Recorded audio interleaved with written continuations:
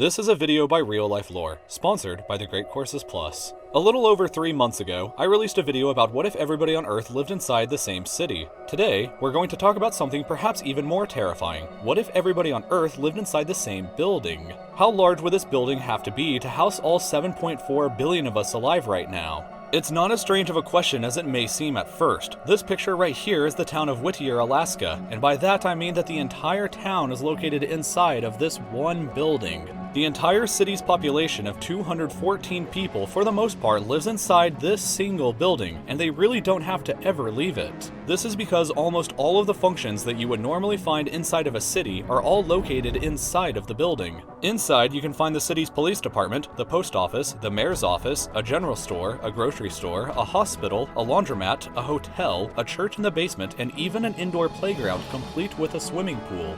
The building is the city, and the residents of the city can stay indoors almost indefinitely whenever the weather begins to get bad because all of the city's services as well as their homes are all located inside of it. But even still, just 214 people live here, which is nowhere near the entire human race, so let's get bigger and think about buildings with the largest seating capacity. The AT&T Stadium in Arlington, Texas is the home of the Dallas Cowboys and is truly enormous, larger than the US Capitol building and capable of seating 80,000 people, which means that you could comfortably seat the entire population of Andorra inside of it. But it still isn't as big as the largest indoor stadium in the world, which is located here in Pyongyang, North Korea, and is called Rungrado 1st of May Stadium. It has the capacity to seat 114,000 people all indoors, 34,000 more people than the AT&T Stadium, or about the same population as the island of Kiribati, or about 20% of the population of Wyoming. But even that isn't as big as the largest ever planned indoor stadium, which would have been constructed in Berlin by Nazi Germany had they won the Second World War. The building would have been called the Volkshall, and would have been capable of seating 180,000 people inside, about 5% of the population of modern-day Berlin. The building would have been so enormous that German architects calculated that the moisture collected by all of these people breathing inside of it could have actually created artificial rain inside, causing the building to have its own weather. If we move to outdoor stadiums, however, which would still be one building in a sense, then we can fit much more people. The largest outdoor stadium currently is the Indianapolis Motor Speedway, capable of seating 235,000 people, a little less than the entire population of Reno, Nevada. But once again, the Nazis had plans for an even larger stadium in the event of a victory in World War II. Their plans were to construct the Deutsche Stadion in Nürnberg, which would have been capable of seating a massive 405,000 people, more than the population of New Orleans and over 5 times the seating capacity of the AT&T Stadium. Hitler planned that after Germany won World War II, every single Olympic Games for the rest of history would take place here at this stadium. But because the war was lost, the stadium was never finished. However, the largest building anywhere in the world in terms of how many people are meant to fit inside of it would be the Great Mosque in Mecca, Saudi Arabia. During the Hajj period, the mosque has the capacity to fit 4 million people inside of it, which is greater than the entire population of Panama. There are buildings that could, in theory, fit more people than this though. They're not designed to fit people, but we're going to see what could happen if we did so anyway. Before we get started with this part though, let's figure out how many people we could safely fit inside of 1 square meter. After a lot of research, it seems that anything over 5 people per square meter could be potentially dangerous and lead to people trampling each other. So, at the highest limit, let's go with about 5 people on average being able to possibly fit into 1 square meter. The largest building in the world in terms of its physical footprint on the Earth's surface is going to be the Tesla Gigafactory once it's finished being built in Nevada. It's gargantuan when compared to the AT&T Stadium and the US Capitol building, and it would take up a physical space of 530,000 square meters, or a little larger than Vatican City,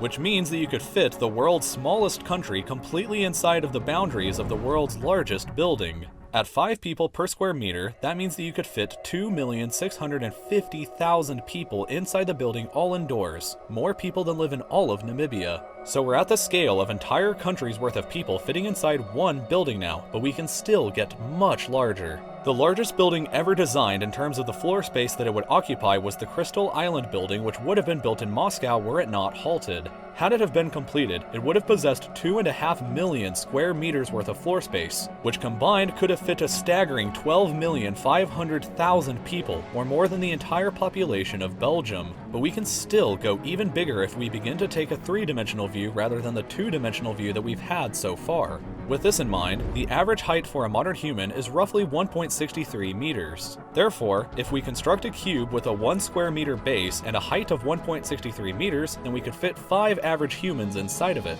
This gives us 0.326 cubic meters per person, or 3.07 people per cubic meter. With this math in mind, the largest building in the world in terms of sheer volume is the Boeing Everett factory located in Washington. The building possesses 13.3 million cubic meters located entirely indoors, which is so large that the building has its own microclimate somewhat similar to what the proposed Volkshalle in Berlin would have been like. Adding floors into the building with an average height of just 1.63 meters each, capable of fitting the average human inside, and we could theoretically fit 40,831,000 people inside of here, which would be enough to fit the entire populations of Denmark, Norway, Sweden, Finland, Iceland, Greenland, Estonia, Latvia, and Lithuania all combined, and still have room left over for all of Serbia just for good measure. That's the largest building in the world though, and that's still not even 1% of the entire human population that could possibly fit inside of it. To get to that point, we need to construct a new building, and if we did so, what is the smallest possible size that it could be to fit all of us?